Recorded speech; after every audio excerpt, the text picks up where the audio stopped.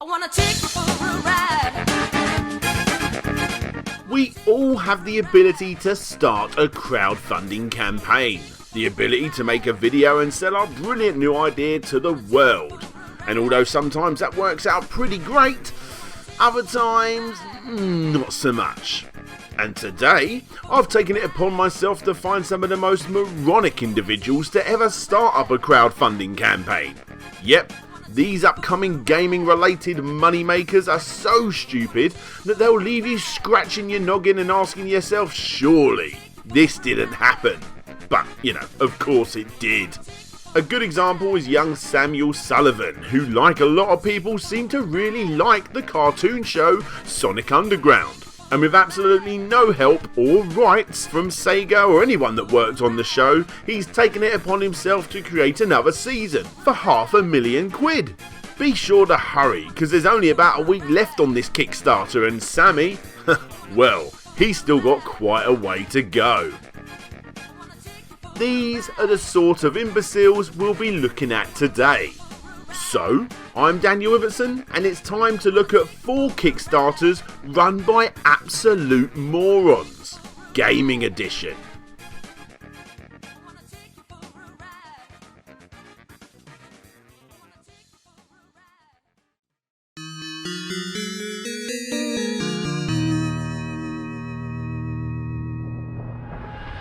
Hello friends, here I would like to share my result with you and introduce my campaign.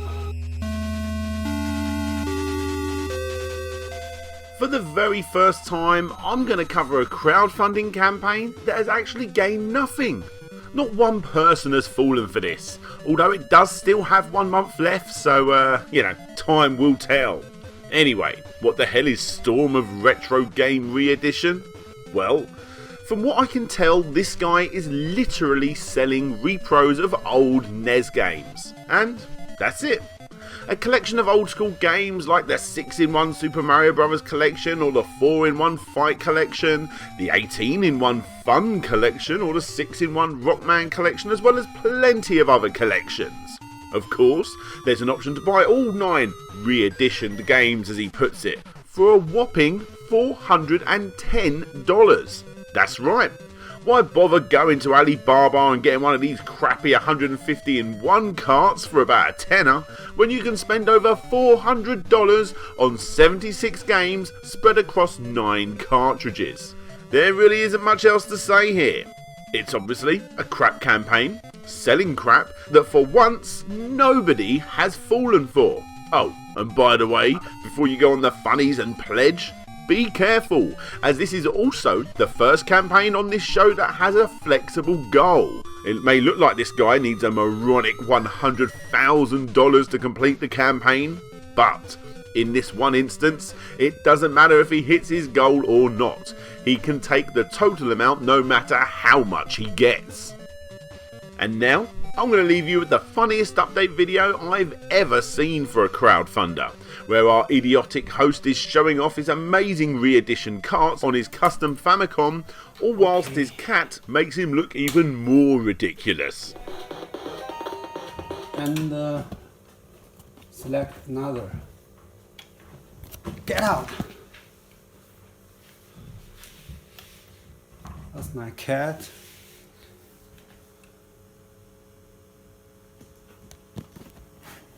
Get out!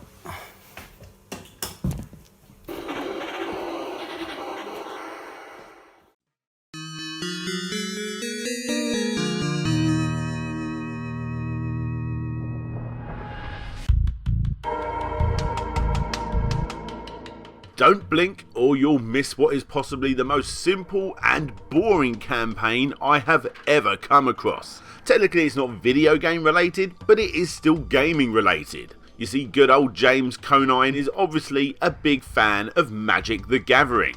Only problem is, he hasn't got many friends. James is getting more and more wound up with the lack of newcomers to his new favourite card game. And to fix this, you can pay for him to proselytise, in other words convert, players of other CCGs, that's card collectible games, by offering them a free booster draft. which obviously isn't free because you're paying way over the odds for crappy Magic the Gathering cards. If all of this is going over your head, what he's basically saying is, if you pay me, I'll teach you how to play Magic the Gathering, and who knows, you may even become gaming buddies. And how much did this cost you? Well, there are several tiers ranging from $5 to $100, and depending on what you choose, you'll get some of James's old crappy cards to use in your introductory battle. In other words, it's not a crowdfunder, it's a marketplace, and this is why Kickstarter themselves shut the project down when it hit only $2 of its made up $250 target by 2 backers, which I assume are the only 2 people to comment in the comment section, both of which were not fans.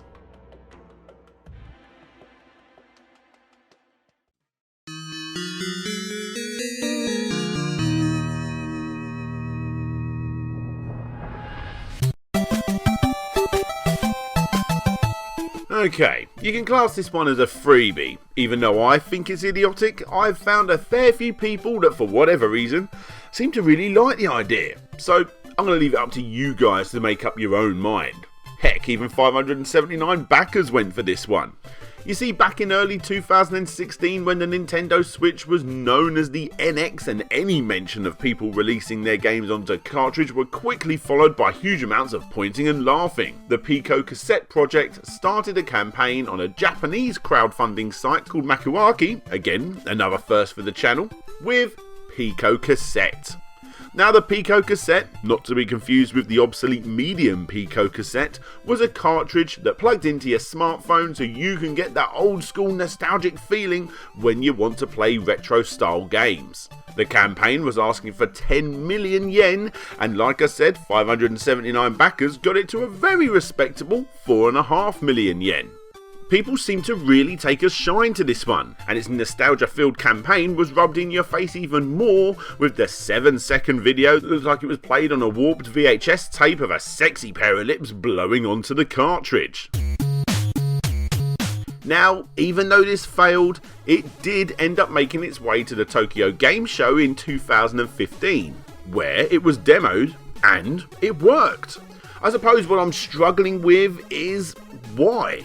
Why would you want this? Why would you want to spend the equivalent of about £40, if the low end tiers are anything to go by, on an old Famicom game that's gonna be in the way of your hands when you're playing? How are you gonna fit your headphones in? Can you connect a controller? And probably most confusing of all, can you even send game data through your headphone socket? Or was this phallic looking box just being used to open up a game that's already downloaded on your device?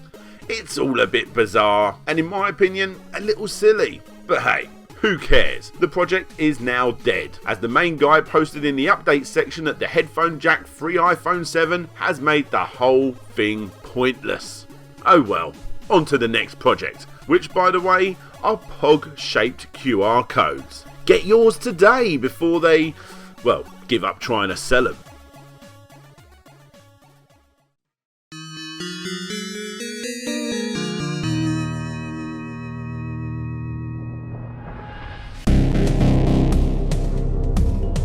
Ah, good old Nintendo. Remember when they slapped another Metroid 2 remake, better known as AM2R, with a DMC takedown notice? Well, who cares?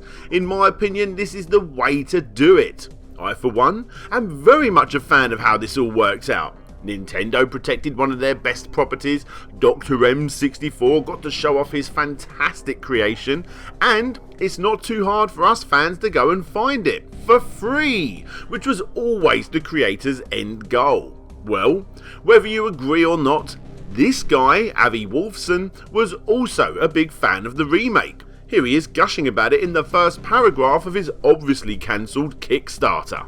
My vision for Super Mario RPG 2 is a sequel as close to the original as possible. For those of you who experience AM2R like myself, it was really great to experience the magic of the original Super Metroid, and I hope to recapture the same magic we all experienced in the original SMRPG as the sequel. The Super Mario RPG 2 Kickstarter needed $10,000. and obviously got cancelled by Nintendo as they slapped yet another DMCA takedown notice, ending the campaign on $93 by 20 backers. Now you may be thinking, damn, that's 20 stupid backers right there, because even if this game did somehow get funded, Avi explains on the front page that he wasn't even going to be making it, and instead he was just going to manage a team of coders to do it for him. Now, don't point and laugh at those 20 backers that fell for this, because just like so many other campaigns, the majority of them were simply following the crowdfunder just to see it fail. And if they lose $1 in the process, then so be it. In other words, out of those 20 backers, only 8 of them actually paid the lowest pledge. Everyone else just chucked down a quid. The best thing to come from this project is reading Avi's delusional rants trying to defend his project to those people that backed it simply to try and talk sense into him. You can even see him kicking off at actual game developers who are trying to help, and others who simply wanted to know how the hell he planned to make such an ambitious project with only 10 grand. You can see him being pretty outspoken as to which backers, aka commenters, he likes and which ones he doesn't, as well as explaining that the team was going to consist of sprite artists and animators that are purchased from Fiverr.com. Yep, Avi wanted to create a game using a team of Fiverr employees. And if that isn't moronic enough, whilst on the subject of Fiverr, did you know that you can actually pay Avi, or Wolfie7 as he's known on there, to gain 10,000 LinkedIn followers? The question we really should be asking here is he using the emails of the trolls backing this game to do this? Okay, that's a bit of a stretch, but still, this is one pretty dodgy dude. And hey, who knows, maybe he's using the emails of the people that brought his book over on Amazon, or the people that brought his secret brown butter white wine sauce recipe back on Fiverr.